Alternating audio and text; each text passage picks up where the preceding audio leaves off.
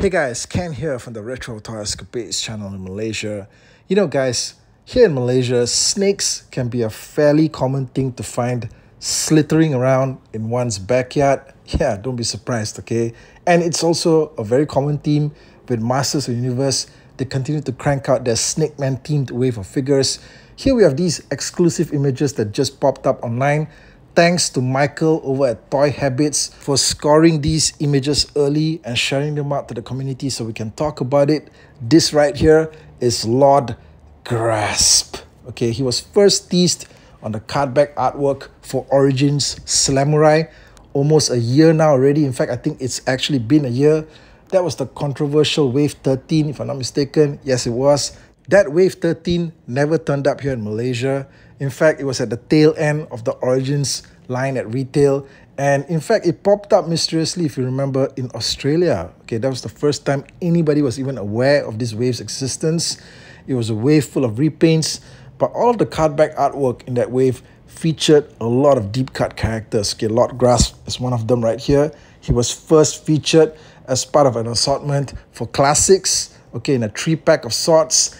And this particular figure, well, I guess you could say that he's just made to be remade into an entirely new figure. I think if you look at this figure right here, you can see parts from maybe about 5 or 6 different MOTU Origins figures that came out before this, just sort of like just forced together to create this all-new entity. It's like the ultimate MOTU reincarnation.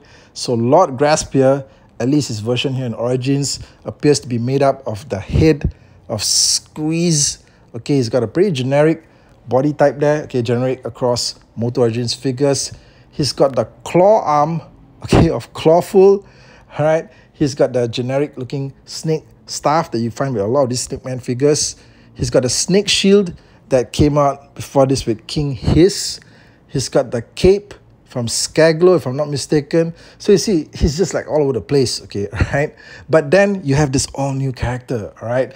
What I would say is original about the figure are the paint apps, especially these scaly effects that you see running along his arms and all along his thighs as well. And then I have to say that that probably is one of the best looking Clawful claws that I've seen. Okay, the paint apps on these are fantastic. The original one that came with Clawful was just pretty flat, I think, in the color tones. But here, man, that thing right there just looks like a very detailed looking mutant lobster claw arm, okay? I think the paint apps on this figure are great. The black and the green and the yellow, everything just really pops. Is this a figure that you guys need for your collection? Most definitely, you know, he's going to be a MOTU Creations exclusive figure because that seems to be the only way you can get the MOTU figures these days. All right, okay, unless it's something like, you know, turtles, you know, mashing up with MOTU. That stuff is probably going to be at a department store, not in Malaysia though so far. But at the same time, we're also waiting, okay, we're counting down for the pre-order for the MOTU Creations exclusive Origins Rock-On figure. That's like in about, you know, maybe less than 2 days time now already, after the date shifted on that one. So that's on the 21st. We also got this thing probably coming out pretty soon, I guess, because they've already put up the preview images here. Then again, you know, is he going to be a MOTU Creations exclusive, or could he also be a Walmart exclusive in the US? I'm not really sure, okay? But either way, he's probably going to be an exclusive. So guys, now let me know what you guys think of this particular figure right here. You know, he's going to be coming probably in a deluxe, you know, mailer box, you know, with some really fantastic exclusive artwork, and no doubt a comic book written by Joshua Sky, okay? So, you know, we're going to get the full package here, but this is a character that nobody really knows, okay, outside of, you know, probably classics fans.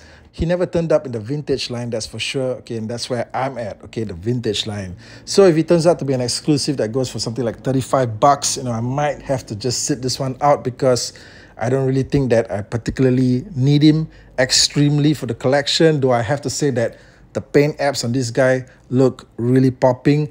Let me know what you guys think about him in the comment section. Hit me up right there, and I'll catch you guys again real soon with more content. Take care out there.